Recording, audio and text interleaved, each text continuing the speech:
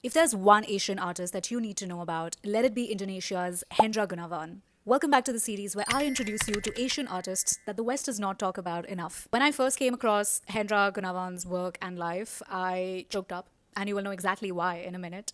He's considered as Indonesia's most important modern artist, right beside Afandi, who I've already covered in the past. His entire style is deeply Indonesian, depicting the humblest characters and their daily lives in Indonesia. One of the reasons why I love his art so much is because women are not in the background. They are these bountiful and necessary characters in his painting. The way Hendra paints them is he paints them as pillars who are generous, powerful, and central. But as they say, you need to know the artist to understand his art. The thing about Hendra is that he wasn't just an artist, he was also a freedom fighter, a member of anti colonial guerrilla groups during the Dutch reinvasion. In 1965, during the political turmoil in Indonesia, anyone who was associated, even loosely, to left wing cultural groups was being targeted. Hendra was imprisoned for 13 years from 1965 to 1978.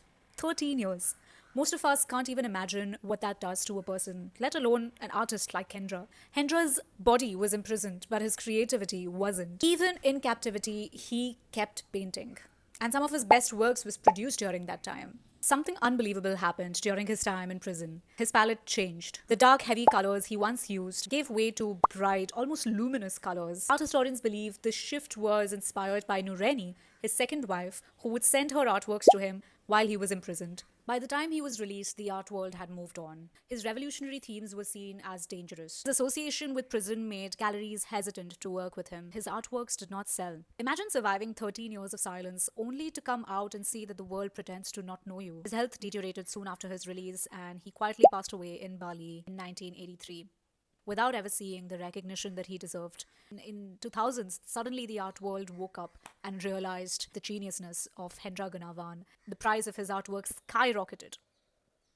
Only too late. I read in an article that after his release, he even donated two of his big paintings to the Bali Regional Administration, as if completely ignoring the fact that it was this government that did not show him any mercy for those 13 years that he was in prison. Everything that I have read about Hendra Gunawan has only made me believe that this man had a heart of gold.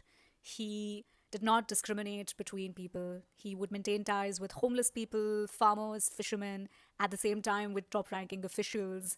Even President Sukarno was quite fond of him and attended his exhibitions. The way he portrayed women was also so special, and a lot of art historians think that it was because of the influence of his mother in his life, which is why, the way he showed Indonesian women was always very strong, very bountiful, very generous.